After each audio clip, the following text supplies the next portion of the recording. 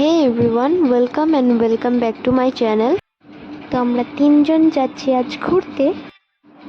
ঘোরার আগে আমাদের কিছু কাজ ছিল, সেই জন্য আমরা ফার্স্টে কাজ করেছি এবং পরে ঘুরেছি।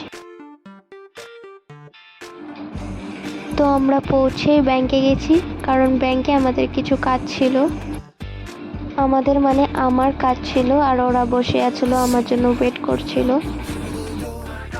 লাইনে দাঁড়িয়েছিলাম। তো কাজ শেষ হওয়ার পর আমরা বেরিয়ে পড়ি এখান থেকে। তারপর আমরা এখান থেকে বেরিয়ে টোটো ধরে চলে যাই মলে। কিন্তু হঠাৎ করে দিনটা কীরকম হয়ে গেছিল। তারপর আমরা টোটো করে মলের দিকে যাই এবং খুশি আমাকে ভিডিও করছে আর আমি খুশিকে ভিডিও করছি। তারপর আমরা মলে যাই এবং মলে গিয়ে আমরা দেখছিলাম কিছু শর্ট কুর্তি এবং টপস, কিন্তু আমার কিছুই পছন্দ হচ্ছিল না। তারপর আমি ভাবলাম যে এখান থেকে আমার কিছু চয়েস হচ্ছে না, যদি আমি এখান থেকে নেব না, আমার অনলাইনেই ঠিক আছে, অনলাইন থেকে নিয়ে নেব।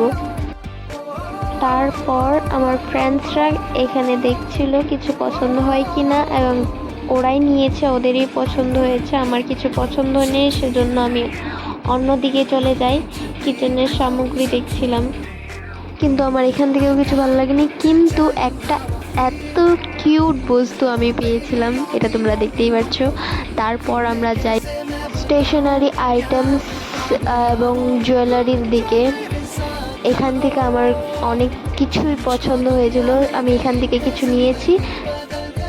আমি আর কিছু দেখি না, কারণ আমার কিছু পছন্দ হচ্ছিল না। তারপর বিল পেমেন্ট করি অ্যান্ড আমার ফ্রেন্ডসরা বিল পেমেন্ট করে। তারপর আমরা এখান থেকে চলে যাই।